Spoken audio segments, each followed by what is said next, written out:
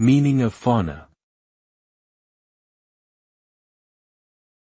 Fauna.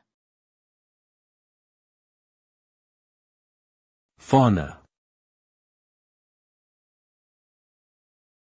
Fauna. Fauna. Fauna refers to all the animal life in a particular region or period. It includes both vertebrates and invertebrates, as well as their ecosystems and habitats. This term is often used in contrast to flora, which refers to all the plant life in an area.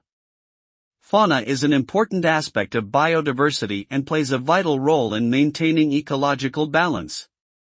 The study of fauna is known as zoology, which seeks to understand the behavior, evolution, and diversity of animals. Conservation efforts are often focused on protecting endangered or threatened species and their habitats, as well as promoting sustainable practices that benefit local fauna.